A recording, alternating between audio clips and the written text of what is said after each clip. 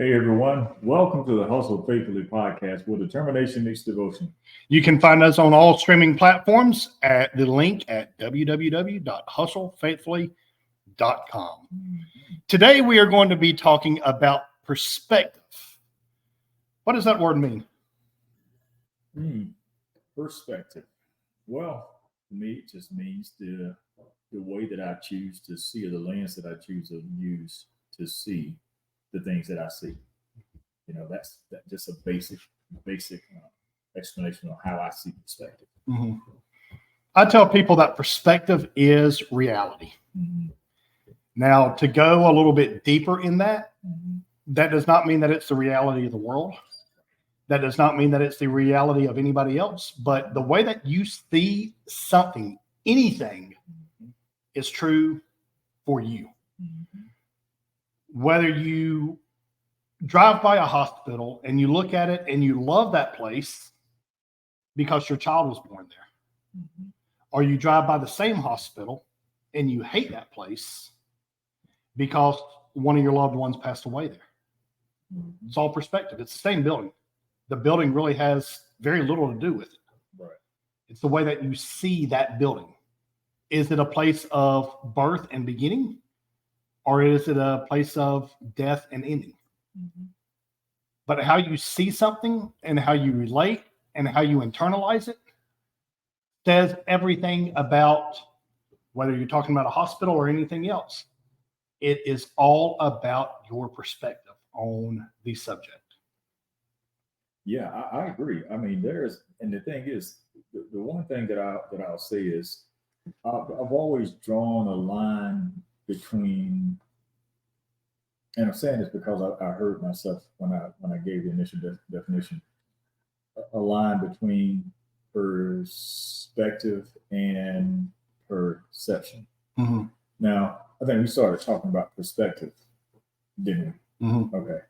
And the line that I've always drawn between perception and perspective is I perceive a thing because of where my vantage point is. Like my perspective and my vantage point, I've always placed kind of in the same box. Like where I choose to stand determines what I'll see based on where I'm positioned. Mm-hmm. You know, like if someone has a better vantage point or a better perspective in the sense of where they are in the stance, they're going to see something different than someone whose perspective is different because they're seated in a different place.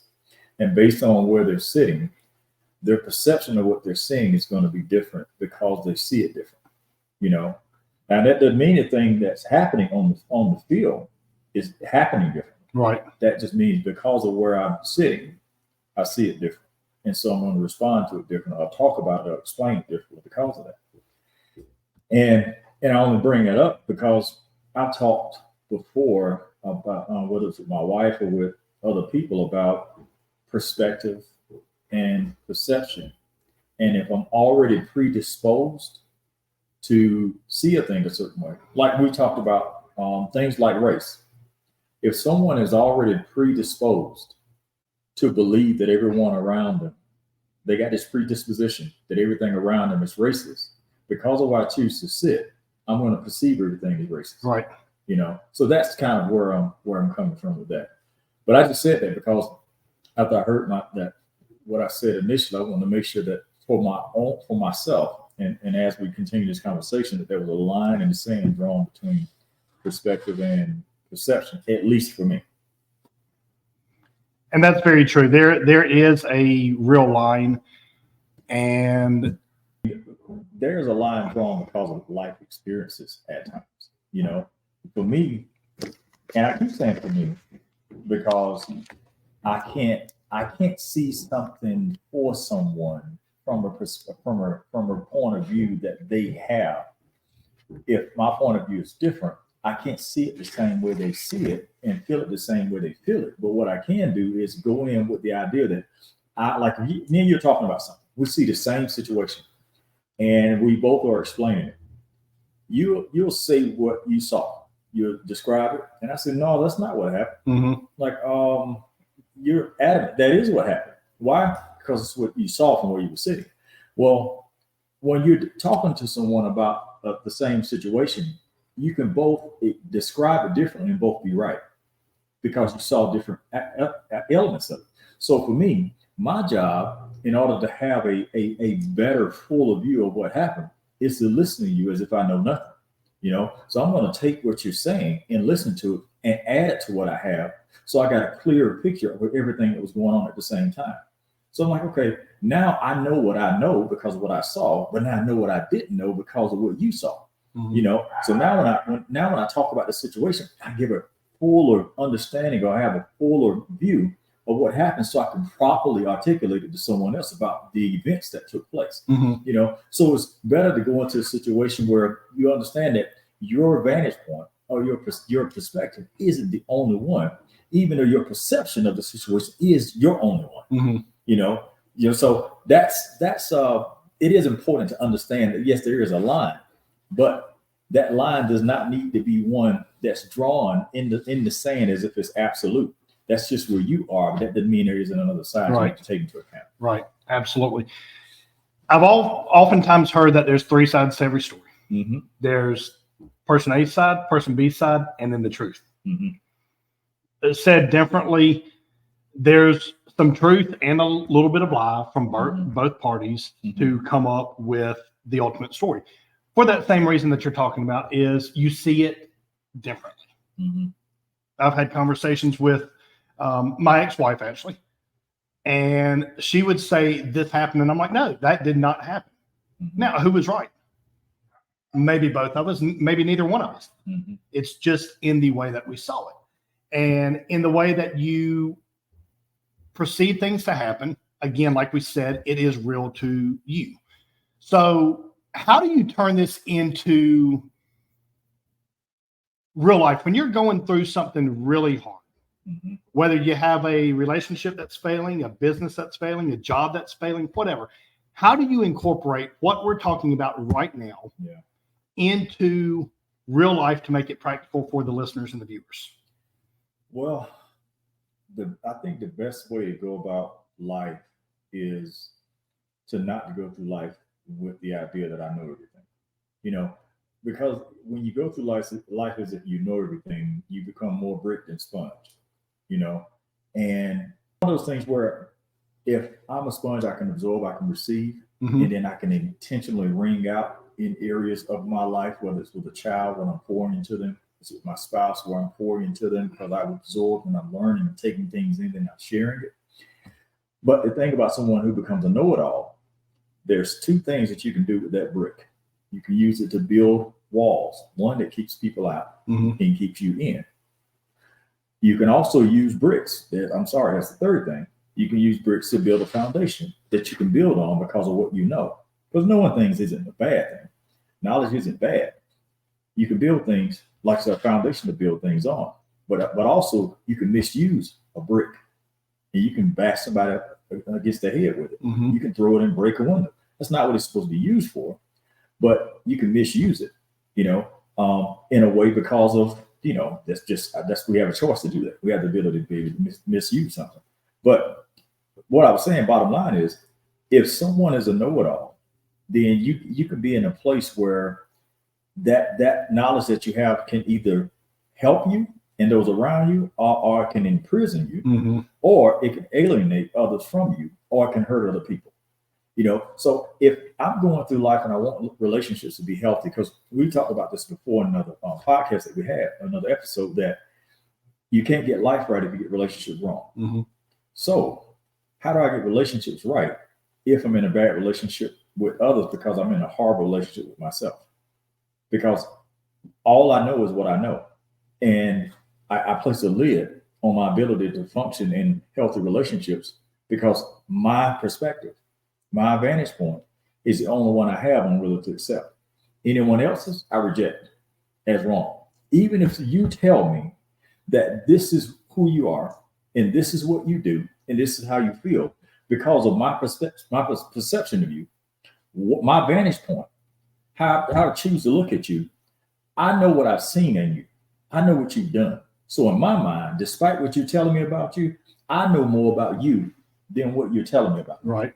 Like I hear what you're saying, but no, I'm telling you about yourself. I know you better than you know yourself. Like that type of stuff. There's people that will do that. Oh, sure. They become know-it-alls, and you can't even tell them about you. And the problem with that is, if I can't even talk to you about me and tell you about what I've seen and how I'm seeing it in my vantage point, then there's no way for us to really get into a place where there's a real intimate, authentic relationship, because you'll only talk to me just to validate the things you already want to believe about me and never get to know. Right. You know? Yeah. You already know, or you think you know everything. So like you said, it's just validation or it's wrong. Yeah. And that is a very, very dangerous point to be at in life. It is. Just knowing that there's more to know. There's more to learn. There's more to find out. I don't care what you do or how long you've done it. Yeah. You can always learn more about your job. Yeah. You can always learn more about your spouse, about your kids. And that's when real growth happens. Yeah. Is you get down and you peel away the layers of the onion and you say, what can make this better? Right. That's a challenging thing to do. Yeah. That's a very, very hard thing to do, especially when things are going good in your life. Because it's like, okay, let's just ride it out. Right. But here's the thing. That will come to an end if all you do is just ride it out. Yeah. You have to be building on the foundation that you have already built. It's got to continue to grow. It's got to continue to get better. Yeah. Or else it's going to go backward. We've said before, you're either growing or you're dying. Yeah. Everything, a tree, a flower, you as a person, your relationship, everything. It's either growing or dying. There is no other way around it. Right. Nothing really stays stagnant in life. No. There's that old saying that one thing that's for sure, one thing that will change is change will happen. You know, it's going to change. Yeah. Times will get better. Times will sometimes not be so good, but it will always change. It will always get better when you keep pushing through. Yeah. Because one thing that I have learned is you cannot beat somebody that refuses to give up. Right. Right. So when you are in a situation like that, where you do feel like giving up and you do feel like throwing in the towel, how do you use the perspective that you have gained up to the point that you are at currently in order to bust through, in order to continue on, and in order to continue growing when you just don't feel like doing anything? Well, the good thing about life is that I know that at this point, because I've been here, long enough that I've gone through quite a bit, is the one thing I know about the latest challenge is that that's all it is the latest challenge. Like, it's not any greater, it's not any less than any other challenges I've had before. And the one thing I can say about the other challenges I've had to overcome to get to be able to face this one. Like, I wouldn't be able to face this one if the other ones defeated me before. Right. I wouldn't be able to do so. So that's the only thing different about this one. It's just the latest one. I got a history of running into challenges and overcoming challenges. That's the one thing that allows me to see the situation differently. Why? Because I have the vantage point of a victor, not that of a victim. And because of that, because I have a vantage point of a victim, I'm going to look at it as someone who's able to overcome it rather than someone who's not, because I perceive it differently. Right. I perceive it as something I can overcome and not something insurmountable, because I choose to stand in the place of victory now. That is only happens because I stand on the back of my past victories. So I've gotten taller and bolder and bigger in the face of my challenges because I stand on the back of previous things that I've overcome. That's right. Like the story of David and Goliath. Yes, David believed in God. Yes, David trusted in God. But David had secured victories over things prior to that gave him a confidence that others around him didn't have. David was able to kill the lion. He was able to kill the bear. David stood on the backs of those defeated foes. So even though David in stature was purported to be kind of a small, kind of slight person, wasn't huge, wasn't imposing. He stood taller because he stood on the backs of those beasts figuratively. And so in his spirit, he was big and he was bold and he was confident. Even if you look at him and say, that's a small man. Yeah, he may look small to you, but he's standing tall and confident because he's standing on the things that he's overcome before. Mm-hmm. So he knows his challenge in front of me is just the next challenge. It looks big, but if you knew what I was standing on, you know why I look at it now like it's going to fall too. Mm. So that's what my life has taught me, is that I've gone through a lot, I've encountered a lot, I've seen a lot, and someone to look at me and say, "Man, how did you get through that?" You know, I've seen people go through that before, and you know they quit, or you got people unfortunately that have committed suicide for less. How did you overcome that? Because everything else that I've run into before this, I've overcome those. Mm-hmm. So what makes me think this thing can't be beat? Right. You know, so for me, that's kind of the what's helped me get to this point where now I look at things different because I got a different perspective, so my perception changed. Sure. It's easy to look at somebody that's successful, and say they're standing on the mountaintop. They're high up there, and they're looking down on us.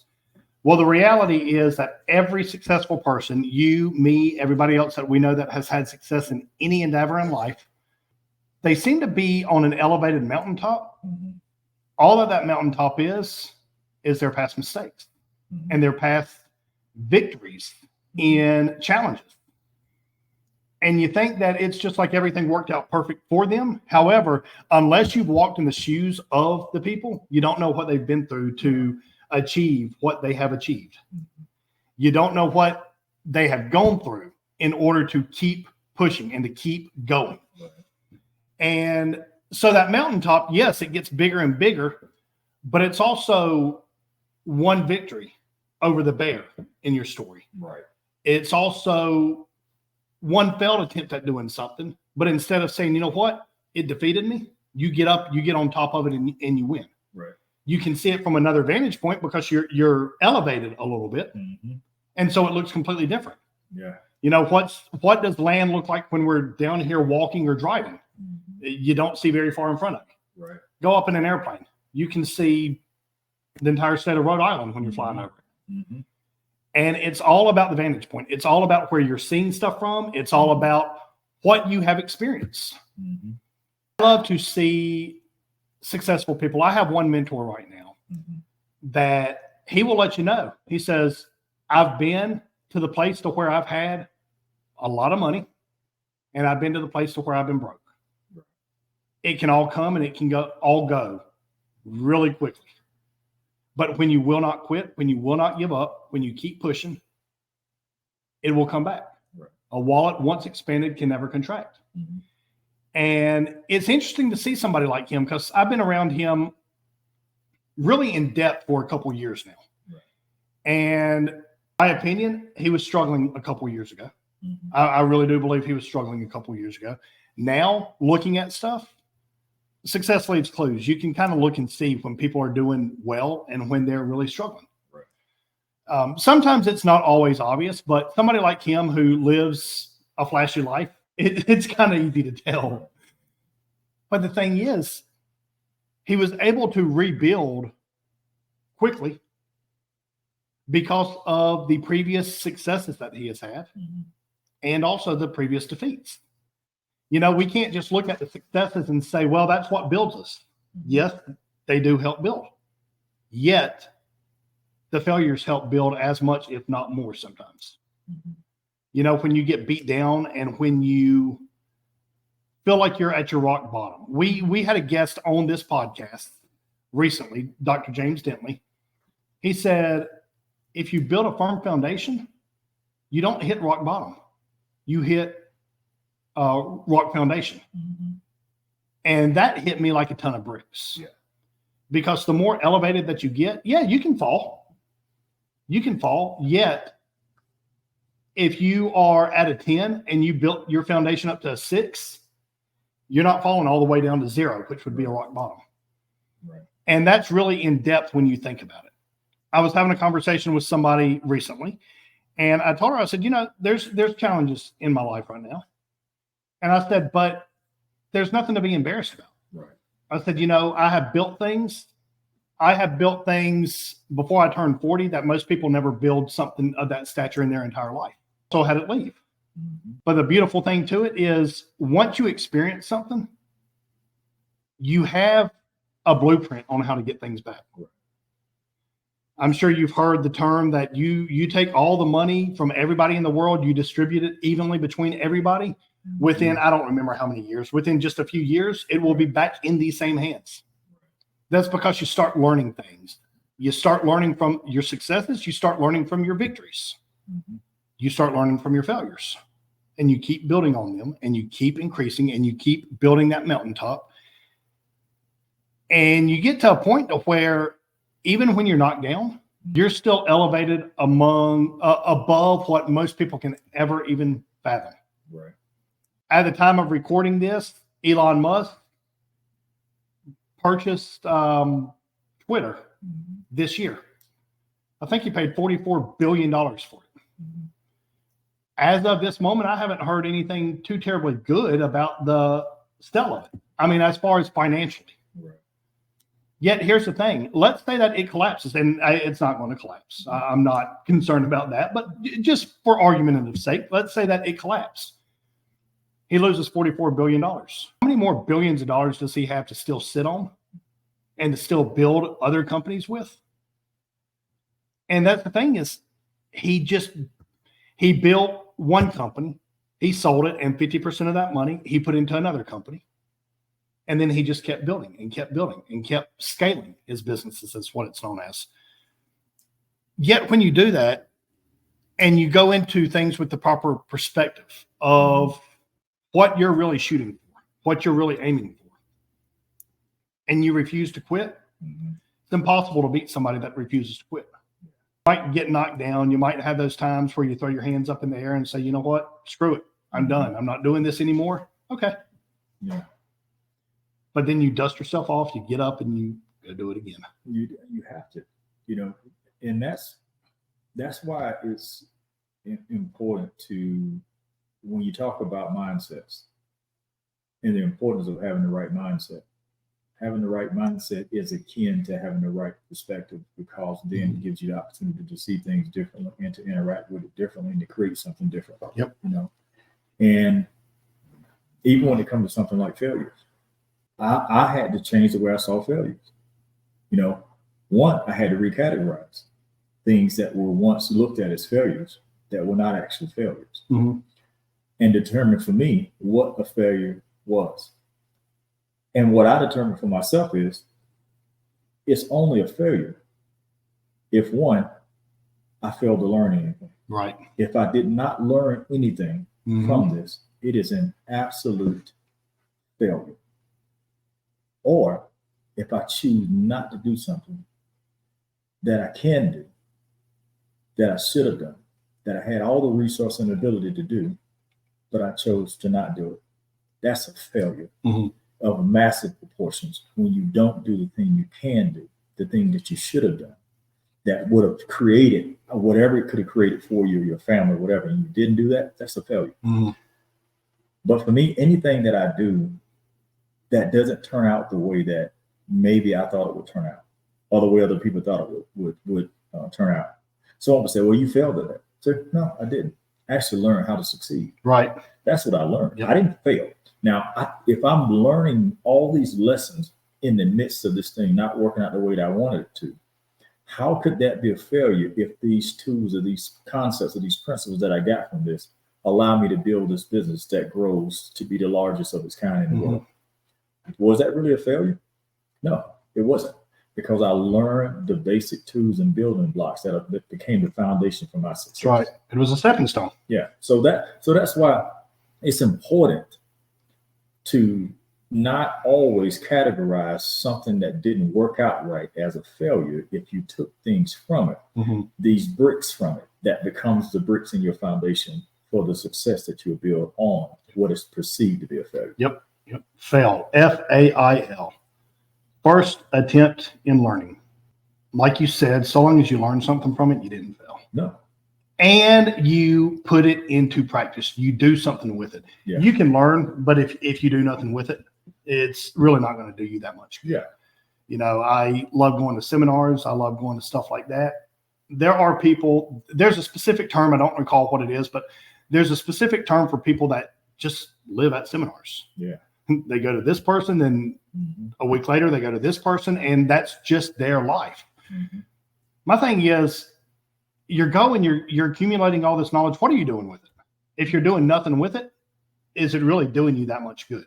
Right. Same thing with a failed per se attempt in learning. Yeah.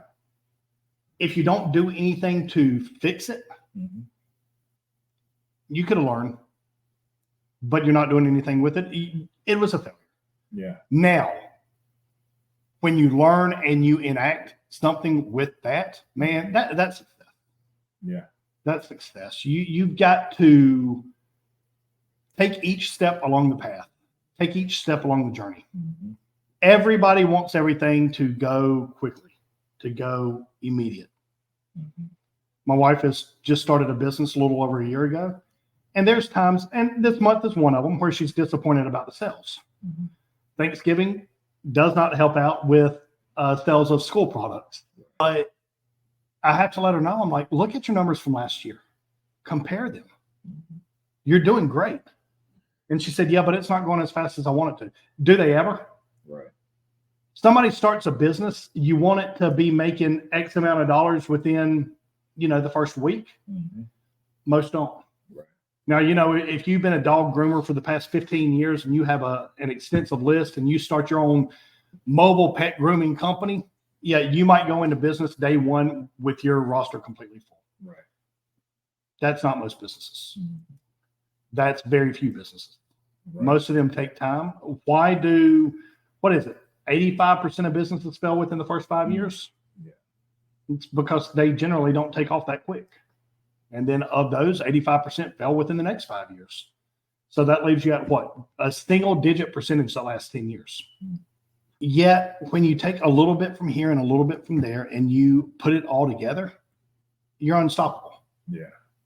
As you know, I started a business earlier this year. No, actually probably last year now. And truth be told, I knew it would be easy. I knew it would be. I had 20 years of experience in building business, and that business was very successful. So I knew this one would be easy. Yet, although there are some principles that are the same for every business, don't care what it is, that was a totally different business. And guess what? A year later, that business is struggling. I mean, bad. Yeah. Financially, it's not making anything. It's cost me way more than what it's making. But yet, I'm still running that business. And we're doing this other business that I've actually been doing a little bit longer. And when I take the stuff from my service company of 20 years and this company of a little over a year that has done very little, I take the successes, I take the failures, I merge them all together. Man, watch out with this new business. Yeah. We have 2 people that are on board with us right now that they're working commission only, and they're happy for that. Yeah. Because they know where it's going to go. See, that's why it's so important to not get sidetracked when there's debris on your path. Like if you got a goal somewhere you're trying to go. It's like if I'm traveling from here to name a place, Chattanooga from here, and there's debris in the road. Do I want to go to Chattanooga any less? Do I not go because there's debris in the road? No, I keep going. Right. I learn how to navigate around the things that are in my way. Yep. Those things that this route, this journey didn't go quite like I wanted it to. But am I going to abort the journey because there's debris in the road? No. I'm going to learn how to go around it. I'm going to find a way to get to where I need to go because I know ultimately that's where I want to be. Ultimately, that's how you want the business to look. Ultimately, this is the level of success you want. So if that's the case, then who cares about the debris in the road right now? That's what these things that are happening right now, these hiccups, these things that don't feel good, these people that may doubt you, these situations that happen that seem to hinder you rather than help. It's debris in the road. This place wasn't the place you was intending to stop anyway. Right. It's something that was meant to stop you. But once again, it's not where what my goal was. My goal was, in this situation, Chattanooga. So if I figure out how to get from where you are to where you want to be, even with that stuff in your way, even with the things that may have turned a 2-hour trip into a 5-hour trip, may have turned a business that you thought would be successful in 6 months into one that takes 2 years. You know, I mean, who knows what's going to happen on the journey? But the thing is, if your goal is big enough, if you believe in it strong enough, then the burden that you have to carry and the weight you have to bear in order to get there, you're willing to carry it. Why? Because the goal for you is more important than the obstacles in your way. So you interact with the obstacles differently because your goal is more important than the pain you feel from running into those obstacles you run into. Man, thank you. Thank you for saying that. You just saw me taking notes on what you were saying. That right there hit me like a ton of bricks. You know, sometimes it's a situation where, you know, you're not where you're supposed to be. Yeah. And it's disappointing. It's depressing. Yet, when you just reframe it, like you just did, something major in my head for me with what you just said. Yeah. You reframe it and you say, you know what? It's just an accident on the roadway. Yeah.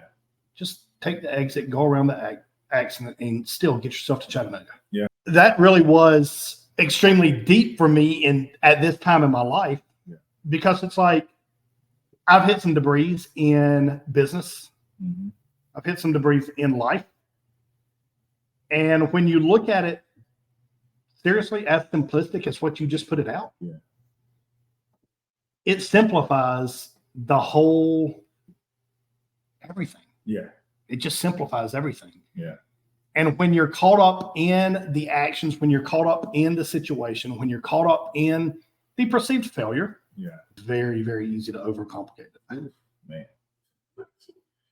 I mean, when I say easy to overcomplicate it, when you knew that, like you said, you overthink something that require more thought, requires less. How about I need to shrink my thoughts and figure out I need to get there. What can I do from where I am to get there? Because going this way obviously isn't the way to go. Still have the same destination, but I may have to get there a different way. And when you're able to do that, we talked about pivoting before. That's what being a master of a pivot. You know, if I can master the pivot, then that means in a moment where traffic gets stopped, like we were talking about in this analogy, on the road because something happened that I couldn't foresee. I can sit here like other people and blow the horn. Nothing in front of me is going to move. Right. I can frustrate myself and complicate this process. I can cuss at the people around me. I can raise all this heck about everything. I got this place to go, and I need to be there by this time, and all the stuff that you can do, that you can fuss about and complicate it, or you can sit there and figure out what's the closest exit. I got 1,000 feet before I get there. Can I turn on my hazard lights and drive on the shoulder to get to the exit because it's right up here? I can control that. So let's simplify this. I can get off. It may take me a few other hours, but I can take a different route to get to the same place. Like, instead of sitting there, determined to go to where you want to go. Fuss about it while you're there. Get frustrated while you're there. And take all this extra time to get there, frustrated, aggravated. I may not even get there. You may get frustrated to the point where you turn around in the meeting and go back home. Right. Why? Because I don't want to go that way. So for us, for me and you, we're in a place right now where there's things going on in our lives where it's like, I need to pivot. I need to figure out a different way to get to the same place. You know, I may not get there the way that I wanted to get there, but was me getting there my way more important than me getting there? And I think sometimes it is. I wanted to get there this way. And because I'm so enamored with my own idea of getting there, I'm willing to sabotage getting there for the idea of getting there the way I want. And that's selfish. No. I want to get there more than I want to get there my way. So let me figure out the way to get there rather than my way of getting there. It's a challenge when your way is not the way. Yeah. Well, man, hey, you just said something, man. It is a challenge. Man, I'm telling you, mic drop. I just knew that the business that I started last year was the right thing to do. I have a heart for helping people. Mm-hmm. I have a heart for putting the skills that I've learned from various different places, my credentials, I wanted to put it to use and help people. Right now is not the right time for me to do that. Mm-hmm. My life is a little bit different Yeah. than that right now, whether I like it or not, Mm-hmm. because that is really the desire of my heart to do that. Yeah. But yet, I have a dear friend that he and I had a conversation one time, and he said, Jonathan, what do you go for first? Do you chase the money? Now, this is talking about work, obviously. Do you chase the money or do you chase your passion? I said, well, that's easy. You chase your passion. He said, no, you don't. Mm-hmm. Okay, my ears perked up. Yeah. Because I've always heard, chase your passions. Do what you love and you'll never work a day in your life, which is complete crap. Do what you love and you'll work 10 times harder because you love what you're doing. But yet, when this man speaks, I listen. Number one, he's a dear friend. Number two, I respect him greatly. Number three, he's built up a very, very, very hefty fortune. So I listen. I'm like, okay, elaborate. What does that mean? He said, Jonathan, when you chase your passions, you might feel good, but you don't really have the funds to take care of what you have to take care of in life. Mm-hmm. I mean, let's be real. Money makes the world go round. And then he said, but if you chase the money, you build up your nest egg, you're making enough money to where money's not an issue for you. He said, guess what? You can do whatever you please. Mm-hmm. He said, if you have 10 different passions, you can chase all 10 of them at the same time. Mm-hmm. I'm like, that's interesting. Again, reframe. It's the exact opposite of how I had always been explained that whole situation. Follow your passions. The money will follow. Sometimes it happens. That's not specifically true, though. But when you set yourself up in a situation where you start that business or you follow that passion, and like you said earlier, you expect it to take off in 6 months and it takes 2 years. That's 4 times the amount of time. Well, what if you had 6 months worth of reserves because you knew it was going to take off and be uber successful in 6 months? Mm-hmm. At the end of that 6 months, it's still not uber successful. It's moderate, but it's not paying the bills and your reserves are spent. Then what?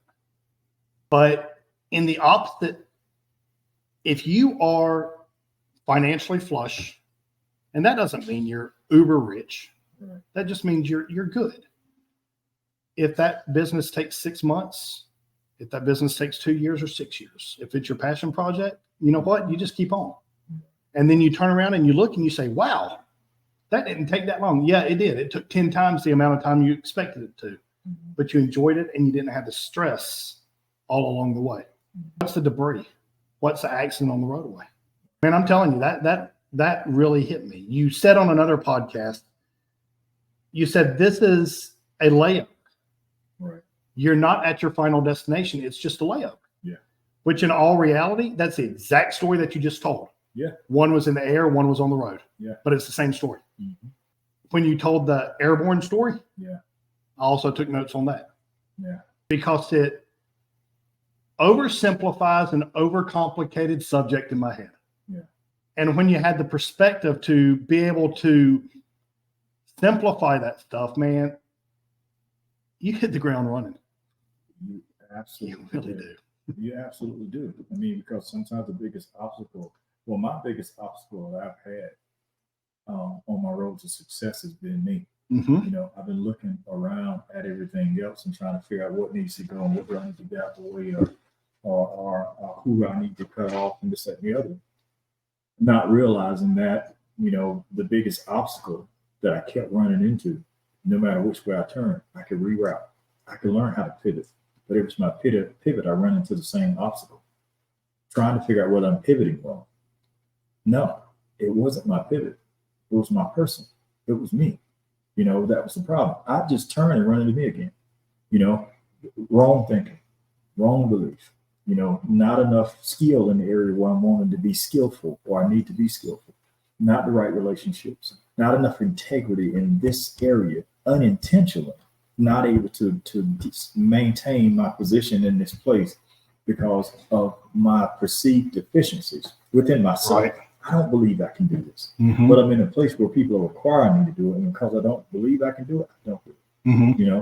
And so all these things are happening and you're trying to figure out all these external things that you need to get out the way when you really just need to figure out that your biggest problem has been the person in here, that manifests itself as an obstacle out here, Mm-hmm. Because you can think you can have the type of beliefs that creates obstacles that you can tangibly see in front of you. You think if I move the obstacle that I'm good. No, because I'll just create another one that looks different, but still blocks my path. So I don't need to get rid of the obstacle because your brain, the way it works, it'll repurpose that same negative thought dressed differently. So you don't recognize it this time. So how do you get past that psychopath? How do you get past those movies running in your head, that script running in your head? How do you put that to rest and move on from it? Honestly, you have to be humble enough to let somebody tell you that you are your problem. And to not dismiss it as you normally do, but you believe, no, that's my issue. Do you trust me? Yeah. I care about you, right? Yeah. Well, I'm not going to tell you something just to tell you, I'm not blowing smoke up your behind. I'm telling you right now, brother, your issue is you. You're creating these issues. To be able to have someone in your life that you allow to be able to speak to you or speak into your life and tell you things that typically you would reject, that you wouldn't receive. And so honestly, being able to be honest with yourself about those things and to be able to admit it. Because I've said this before in these three steps that I've had for myself is admitting there's a lie, admitting there's a problem, exposing the lie that problem or that issue is tied to, and then replacing it with truth. What is the truth about this situation? I admit I have a problem. Why does that problem exist? And then once you determine why that problem exists, then you figure out what the truth is about that thing that you were believing wrongly that caused you to interact with the things around you wrongly and produce the wrong outcome. So that's been the process for me, being able to say, you know what, I got a problem. I do have a problem. And then trace back the cause. Why do I think this way? Why am I doing things like that? Why do I feel the way that I feel? And then having someone like that, someone that you trust enough to help walk you through these things, where you unpack these things. And then what's the right belief? Like, what should I feel about this? Or how should I feel about this situation? You know what? I can do this. I am able to do this. I didn't fail back then. That wasn't my fault. You replace it with truth. And then now you're able to now get back on the road to success. And those same obstacles you would project in front of yourself, they no longer exist in that same way. So would you say accountability partner? That's a big part of it, because someone can hold you accountable, but only to the things they know to hold you accountable to. Because you have to be willing to really be honest with someone in a way that allows them to hold you accountable in areas where you need to be held accountable. Because you can hold me accountable over here in business, but I won't let you hold me accountable to the things in my life. There are some people that you allow to, you can be honest with someone, you can be open with someone, you can be vulnerable with someone. You're not, most people aren't all those things with the same person. Sometimes we have one person where we can be open with, well, we're honest with. I can openly talk to you about different things. I can be honest with you about how I feel about these things that I'm open, we're talking about. But I can be vulnerable about the depth of how I feel about these things and how it hurt me, about the people that may have hurt me in these situations. Some people you can only be open with. Some people you can be honest with, but you can't always be vulnerable with those same people. So it's one of those things where you have to determine for yourself, who do I have in my life? Where are they positioned in my life? And is this the person that I'm being open with that needs to be because I like them, because I enjoy being around? Is this the person I need to hold me accountable? Probably not, because that may be an accountability partner. He may be good for me in this area. So I talk about business and personal. He may be great to hold me accountable in business. But even that, I won't be as effective as I could with being accountable in business because of some of the things that I'm dealing with personally that affect me and my marriage and so forth, that trickle over into how I see things and how I do things in business. Mm-hmm. I may have great business practices, but I have horrible relationship tendencies, and that comes from the things that he can't hold me accountable because I'm not vulnerable with him in that area. Mm-hmm. So it's being able to place people in the right positions in your life for the things that you need in your life, and be able to unpack these things, and then have the person that can hold you accountable in the areas of your relationships, your marriage, your relationship with your sons and your daughters, or whatever it is, and then have someone that does so in business. And once again, they're not always the same, but being able to be able to have people around you that you can be honest and open with. There's a community that helps build your foundation, and then it's you that fuels the movements that lead you down a path of success. But there's a community that helps you build what's necessary to do so. You speak of community. What's this community you're speaking of? Honestly, any group of people that we gather together with, that we share things with, mutual, could be considered a community. It doesn't have to be. It could be a men's club. It could be down at the Y, a group of people that we interact with every day. We go and work out. It could be in the church. It could be a group of people within your family that you trust enough to be able to do so. Because just because we're family don't mean I trust you. That's right. So that community, just a community of people who have your best interests in mind, no matter what. Even if you don't like what they say, anytime they speak, the things they say to you, it's always intended to help create the best in you. So it sounds like a mentor is what you're talking about. That's essentially what a good mentor should do. Yep. So with what you just explained, what, if any, is the difference in a mentor and an accountability partner? I think the accountability partner, in my mind, can hold you accountable to the things that you discuss with that person that you would do. Whether, like I keep going back to business, these are these certain things that you would do step by step, because they've done these things in their business step by step. These are things that I need you to do. And if you don't do these things, then you won't succeed in this area, whatever it is. So I'm going to hold you accountable to these things that we agreed upon that you're going to do. Now, this is just my own understanding. I may be wrong. But when it comes to a mentor for me, now, are you having somebody mentor you in business, or are you just having a person that just mentors you in life? Because there are people that have a mentor for their business. Sure. And then they have someone that mentors them in ministry or in other areas. Without a doubt. But overall, a mentor, I feel like, is someone who's more interwoven in just, I think, day-to-day activities and decisions that you make in your life. Someone who's mentoring you.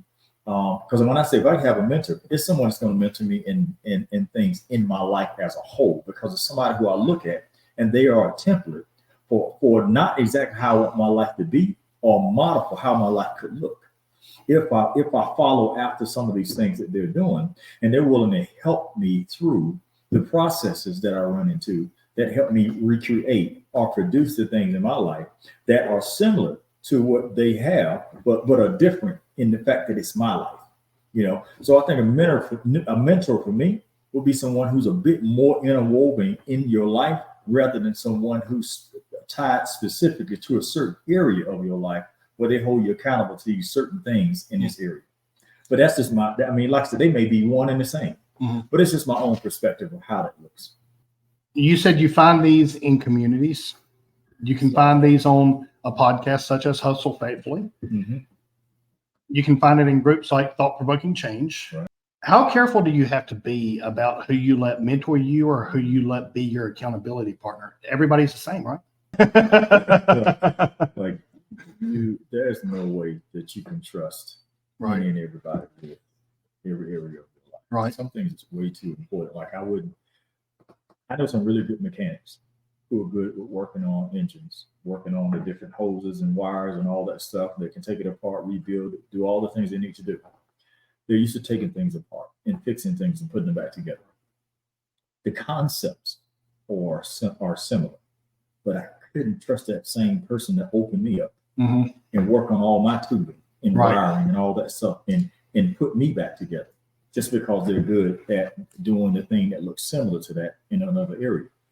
Just because someone looks like they can do something or looks like they're good at a certain thing doesn't mean you should trust them to do this thing in your life. Right. Because what you need someone who, this is what they do. This is something that you can depend on. That it's like we talked about earlier about this chair. I need to be able to depend on you like I do this chair. I don't ever come in and grab a chair to sit in and ever think about it. I just sit. I need to be able to depend on you like I do this chair. I need you to come in and be able to grab a hold of you and talk to you and just sit. Well, I don't even have to think about it. Like, that's the person that I should be able to trust in this area of my life, where I don't have to think about whether you're going to be there, whether you're going to hold up in this area that I have you in. I can trust you in this area. So when I put weight on you in this area, you equipped for it, because this is what you do. Like, this chair was made to hold me. It went through all the tests and everything else that it needs to go through in order to do the thing it was created to do.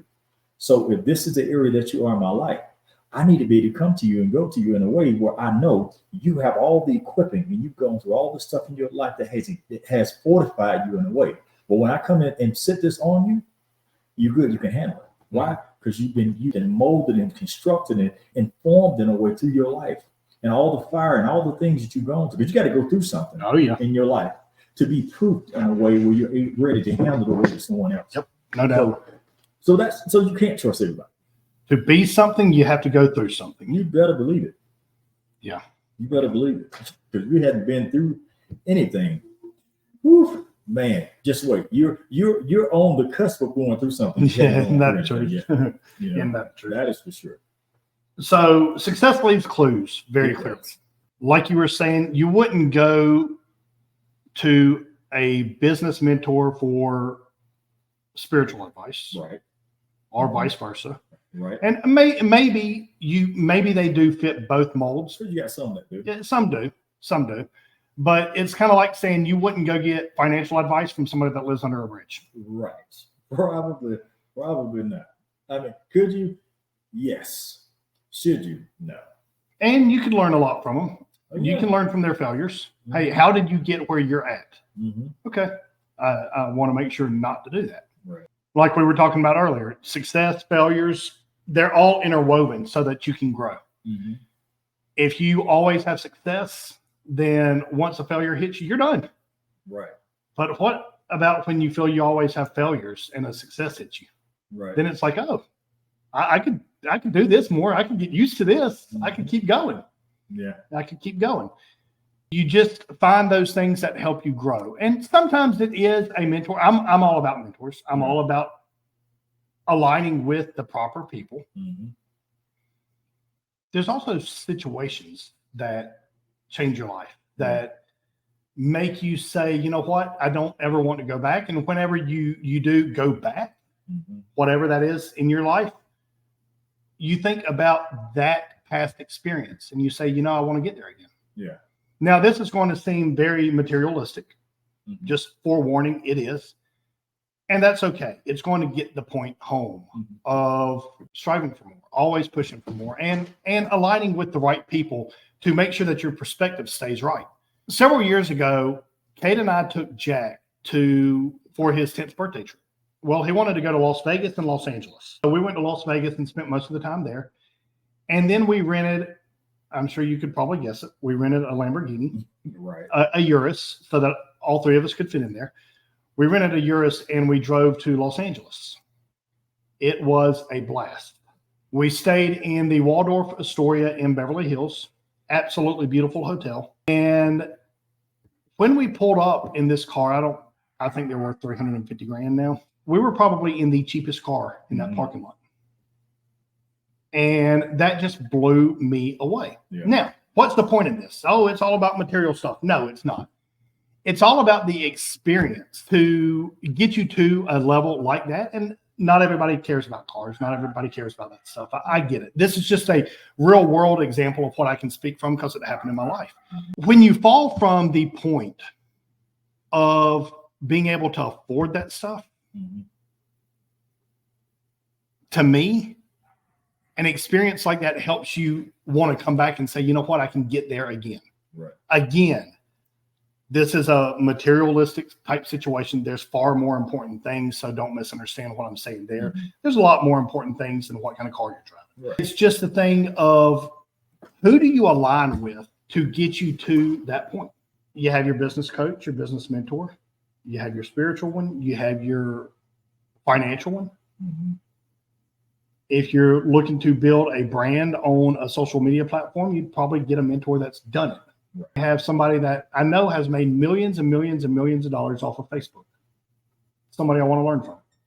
But what about when you feel like you have no access to those types of people? Whether it's a business related thing or a personal related thing. You spoke earlier about community. Right. What about if you feel like you're not in a community? Then what do you do? Well, the thing about it is everybody has the ability to be able to get in the community. It's whether you choose to be in the community. Like in Atlanta Metro, there's roughly 6 million people or so, give or take however many.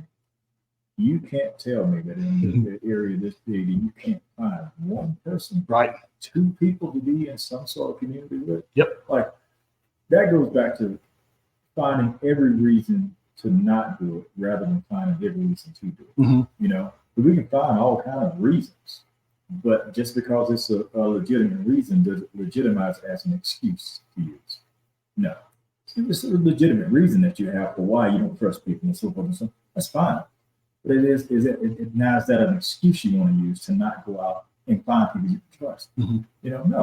No. I mean, so I think if you really genuinely know that being in a community will help you grow and will help you establish the foundation that you can build the rest of your life on, then I think that desire to have a better life should cause you to overcome the feeling that you have or the disdain you may have for being in groups of people because of what people have done or how people have treated you.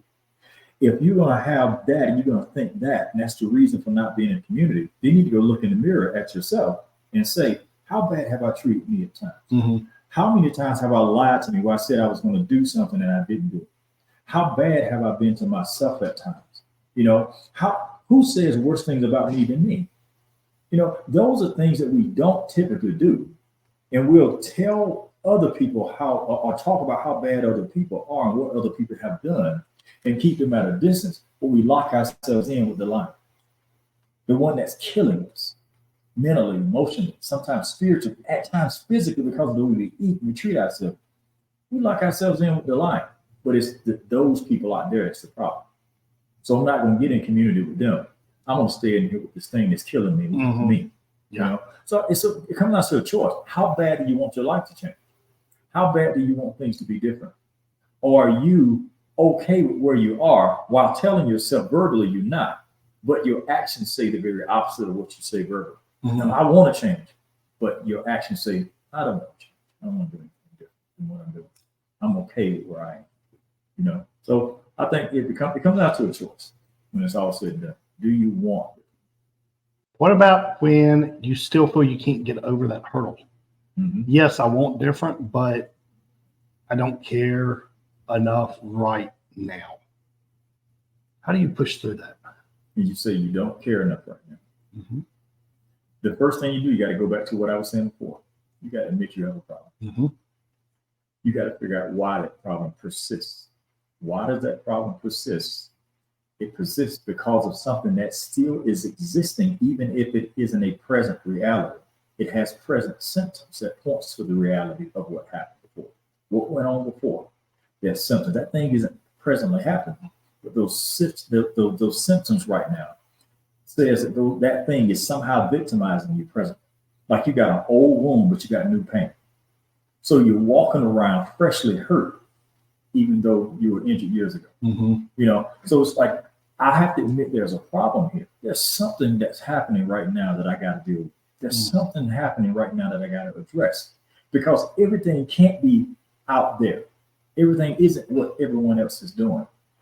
Some of the stuff has to come back full circle, has to come back to what I'm doing. That's right. You know, I have to address that part, because if you get to where you don't want to be better, or you don't want to do better, then you have to ask yourself why. Because there's something because no person that I know, no rationally thinking person, no person that God has created, which includes all of us, simply wants life to be bad.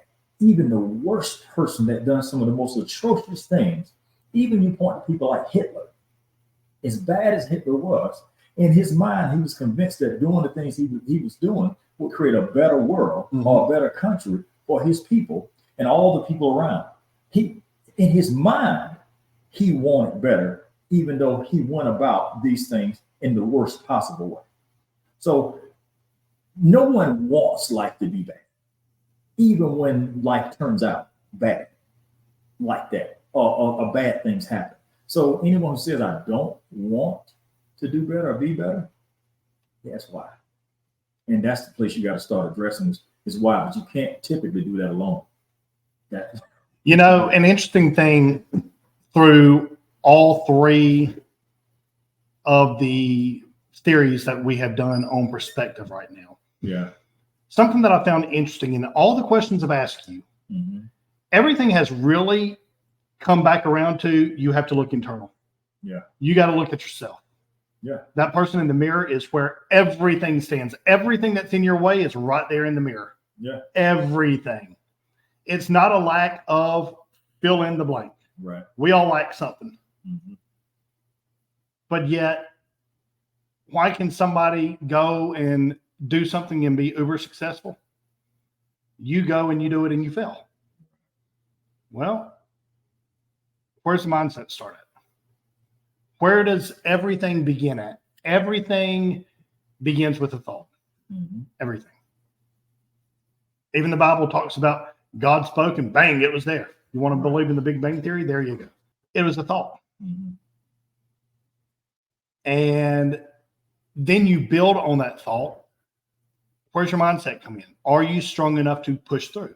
Like we used the example earlier, you expect your business to be uber successful in 6 months, and it takes 2 years. That's 4 times the amount of time. Is your mindset built to withstand 4 times the amount of time that you knew it would take? Right. Is your mindset strong enough to keep pushing when you don't understand why to keep pushing? Is your mindset strong enough to say, hey, get up and do it one more time? Right. The power of one can be very, very life-changing. Yeah. Yeah. It can be. When I'm at the gym with Jack, there's times where he'll do his reps for that set, and then he'll look at me and do one more and say, that's the insurance. I told him several times, I said, you know what? That one is what's going to push you over the edge. Right. That one is what's going to push you to the point of your weight loss, of your muscle growth. That one is what's going to do it. Instead of cutting back and saying, oh, I'm tired. I was supposed to do 10. I'll do 8 and call it a time. No, you're tired. Do 10. Do 11. It all starts with mindset. I was asking him yesterday, I said, Jack, what is your point of being in the gym? And he told me, and I said, you got to be deeper than that. You got to have it more defined. Same thing with business. Same thing with the relationship. Yeah. Do you go into a marriage to say, let's see how this lasts? Many years ago, I was getting some sugar gliders. I don't know if you know what those are. It's a little pocket pet. It's some people say flying squirrel, but nonetheless, there was a lady picking one up, and she asked just a very few questions about it. And she said, no, I'll get it, see how it goes. Poor sugar glider. I wonder how long that thing lived. Whether it's a pet, whether it's a child, whether it's your relationship, whether it's a business, whether it's anything, everything starts with the mindset. How much are you going to push through when challenges arise? When you get married, what do they say, for better or for worse? I'm here to tell you, especially newlyweds, the worst is coming. Yeah. I don't care how good a relationship is, it goes through hell at times. Every one of them do. And the only ones that don't, I guarantee you, their biggest issue is they're liars. Because every good relationship has gone through hell. Marriage, parent, business, anything. How much are you willing to push? How much are you willing to fight for what you know is yours? How strong is that mindset? Are you going to get up and say, no, let's go at it again? Are you going to say, well, I tried, which we all know that word implies failure. Get up and push one more time. It gets frustrating at times when you hear people say, the best is yet to come. Very motivational, very good. To me, it's annoying at times. The best is yet to come. That's easy for you to say. But I'm here to tell you right now, the best is yet to come. Keep fighting, keep pushing. It may sound like a mundane statement. It is. You know, like we've talked about before, you cannot beat somebody who refuses to give up. Your best is yet to come. Yeah. Brighter days are ahead. And guess what? If your days are bright right now, there will be some cloudy days. There will be some stormy days. The brightness will come through. The sun will shine again. That's why it's so important for your perspective to be different, because the same rain that one person looks at as bad because they say, I hate this storm, it's the same one who knows that their ground needs water for their crop. Right. You know, like what do you choose to believe? How you choosing to perceive this thing? You know, it's there's so many things in life that would be different if we choose to see them different, because we choose to take a different posture or a different perspective or have a different vantage point, so that we see these things completely different than we would have. It's like me being told that, hey, because I didn't have XYZ growing up, I know what not to do, so just do the opposite. Mm-hmm. In theory, it sounds good. But it's like telling someone who, I'm just using an analogy, football season now, someone who drops the ball a lot. They say, well, you know, dropping the ball is not good, so just catch it. That didn't tell them how to. Mm-hmm. It just says do the opposite of dropping it, which is catching. Great. Okay. I didn't have my father there consistently, so you know what didn't happen.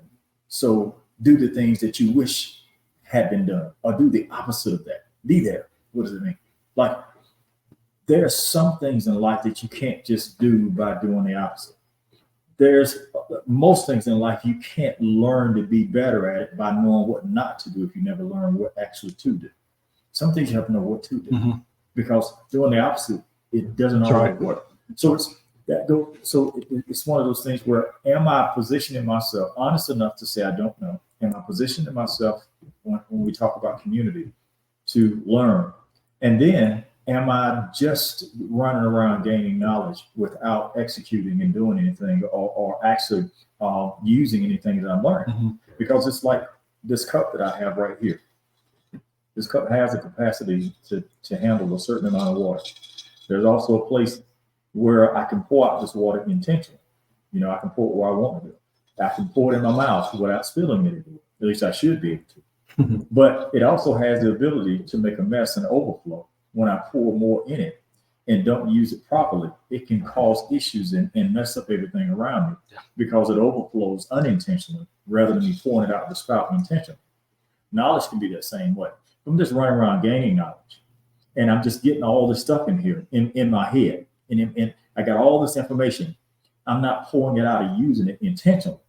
What ends up happening is you end up all over the place doing all kinds of things, and you end up actually doing yourself more harm than good, because you got all this knowledge, don't know what to do with it, because you're overflowing with all this stuff, and it's like it's clashing. All this stuff is running together, all these different people you run into, all these different ideas that sometimes are contradictory to one another, because you're always chasing after the next thing. Right. This person's here, that person said that person said do this, so it's like you were doing that last week, you're doing that this week, you got that plan next week, but then a week after you're going to do something that contradicts it. So you got all this stuff, and it's spilling out unintentionally. Mm-hmm. So the best thing to do is to gain the knowledge you need, find a place to direct it, and then pour it out intentionally into the area that it's intended for, mm-hmm. so that there's intentional outpourings rather than accidental spillage, where you just all over the place and things are just happening around you. You can't control it, because when this cup overflows, I can't control exactly where it goes and what it wets up or what it damages, because once it comes out of the place it's meant to contain it, it's not containing it. It just kind of goes where it goes. knowledge can cause you to do that. It can have you so full that things will pour out of you, and you end up all over the place, and there's no control in your life. You're all over, you know, all the stuff that you do, nothing. Just like your life looks opposite or contradictory to all you say you know. I have been a person that's been a case study for that at times, where I have known all these things. I've learned all these things. But now I turn around and look at my life. I can talk about this, that, and the other. But I got all these things that I can talk about, all these things that I've tried to do in these different areas. But my life, because I've been all over the place, I have done nothing to completion. I haven't accomplished the things I could accomplish. I haven't actually poured these things intentionally into one space because I've gained the knowledge I need so I can become an expert in this one area rather than knowledgeable of all these areas and never get to a point where I accomplish anything. So you do have to be careful on, as far as when you gain knowledge, on not just gaining knowledge for the sake of gaining knowledge, because the stuff you know will be the same thing sometimes that hurts you, right? Because you know everything, but at the same time know nothing. Because you know a lot, but you're not good at any of it. You haven't learned anything to completion. You know enough to talk about, but not to articulate appropriately what someone else can do. You know, so my thing is like, I'm saying this because this is something I've experienced. I'm not talking from the perspective of someone who has just told me this. I've experienced this in my own life, and I know how detrimental it is to just simply want to know, because it can get in the way of you being able to do the things you have come to know and to do it correctly. You know, so I want to share that part about not just simply doing something to do it because you know it, and not doing the opposite of what you know not to do without learning what you need to do. And that comes from gaining the right knowledge for the right thing, so you can do the right thing at the right time for the right reasons and have the right outcome. Mm-hmm. But I think I was on the soapbox. Hey, that's okay. You made so many awesome and amazing points. So wrapping up this 3-week series, perspective. We talked about so many things and we got so in depth with so much. To dumb it down and to simplify it for everybody that's listening. Mm-hmm. Let's cover some of the main key points. We talked about finding a mentor, finding an accountability partner. Yes. Now, they may be one and the same, and they may be completely different. How do you do that? You do it by getting in a community. Yeah. Find a community to get involved. Communities are everywhere. Yeah. Be honest with yourself so you can be honest with other people about what you need, what you're going through, what you're dealing with. So oftentimes, the only person standing in between you and the success at whatever you're looking for success in, is you. Yeah, the person you work with every day. That's the one that has your destiny in your hopes handcuffed. It all starts with mindset. Mm-hmm. Everything begins with mindset. You get the mindset, you know where you're headed. Begin with the end in mind. Yeah. That is one big thing, is know where you're headed. Things will change along the way. Mm-hmm. It doesn't matter. You will hit the debris in the road. Yes, you will. Don't abort mission just because you have a detour. Yeah. Go around it. Go over it. Go under it. Go through it. Mm-hmm. Just go. Keep going. That's it. Keep pushing. It's impossible to beat somebody that refuses to give up. So when you are looking to break out of the torture, the jail that you're in your mind, first look at yourself. Yeah. And realize that all the initial issues probably originate in your mind. Mm-hmm. And you got to overcome it. You got to beat it. Mm-hmm. What else you have for us, Ricardo? Well, one thing I wanted to add to that is don't localize a global issue. You know, there's things that we take personally that aren't personal to us. They're common to all men. Like all of us at some point will struggle with certain things, that we run into certain obstacles. So that's this woe is me mentality. Why is this happening to me? Or why did I have to go through this? Who else would you choose to go through in your life? You know, like you've taken a local approach to something that's global for all of us. Like, don't take that personal. That wasn't personal against you. You're alive. It happens. Right. You know, get over you. You know, that goes back to us looking in the mirror and knowing that you're your biggest issue. That perspective you choose to take. You choose to look at something that's happening to all of us as if it's just against you. It's you against the world. No, it's you against you. Right. You know, and so another one of those things we talked about, admitting there's an issue.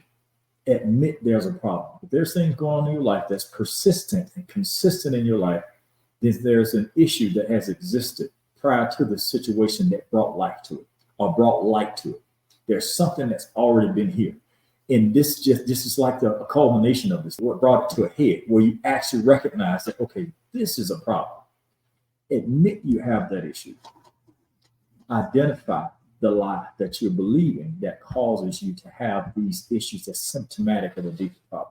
Mm-hmm. And then replace these things with the truth about this thing so that you will choose different and become different because you believe different. Mm-hmm. Those are important things to remember about everything that we're doing, everything that's happening in our life, every issue you have in your marriage, every issue you may have in business, every issue you may have with your son or your daughter, every issue that you may have with a mother or father or grandparent. That issue has a genesis somewhere within you.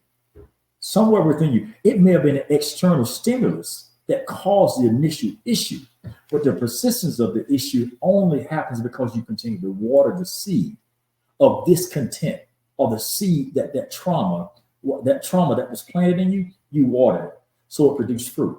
If you didn't water it, you didn't nurture it, you didn't hold it near and dear and watch over it, it would produce the fruit in your life it's produced. So yes, there was an internal stimulus. Every single plant out here, every single tree, every fruit that you have, every person alive is alive because of a external stimulus. I'm not here, you're not here without the injection or the participation of our fathers. That's an external stimulus. But what happens inside is what determines what grows. So just because you've had something that's happened to you does not mean that you have to eat of the rotten fruit that it produces in your life. And then everybody around you has to eat of the same bad fruit. Mm-hmm. If you continue to nurture it, you continue to water it, you continue to watch over it like a good gardener would their seed of their garden, you're going to continue to have that same crop that you produce in every relationship, in every business, in every situation. You're going to produce the same type of fruit. So you have to understand that regardless of what's happened to you, that means abuse, any type of abuse. That means any other tragedy or loss, anything that's happened. Have you continued to nurture or water the seed that trauma planted in you to the point where your life looks symptomatic of someone who's been traumatized? Mm. And if you have, the problem isn't what happened to you, it's how you perceive. Right. So I just want to say to those who, like myself, have gone through something in the past, that you have to stop blaming what happened to you on your present issues. That's right. Because something's happened to all of us at some point. But the question is, what are you going to do about it? Mm-hmm. You don't have to be a present victim of a past victimization. Don't have to be a present victim of a past victimization. That's a great way to end this three-part series. It's a piece. Yes. So we hope that you guys have picked up so much in this series about perspective. And you now know ways to incorporate things into your life to change your life. Yeah. Change it for the better. Mm-hmm. We can all do something better, no matter how good it is. Yeah. So just keep pushing, keep believing.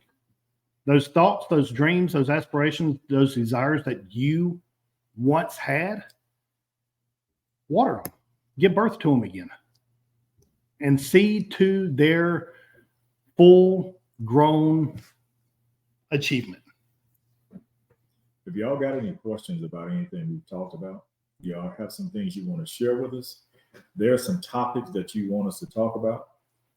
If anyone has something that's, because there is an opportunity for people that have things that are going on that are really things that isn't just specific to them, but there's things that are also happening with them that gives them a perspective that helps other people that maybe listen to the podcast.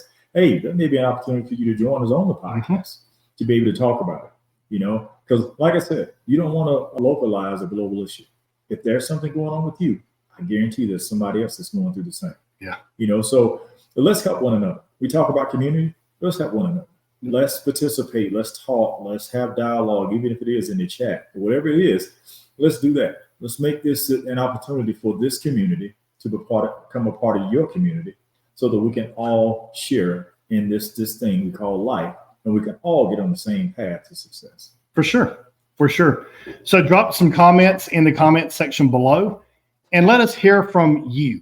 And just like Ricardo said, you may be coming on the Hustle Faithfully podcast with us in the very near future. Absolutely. We'd really look forward to that, getting to know you and getting to really form a relationship with you and be in community with you. You may even get one of these shirts for free.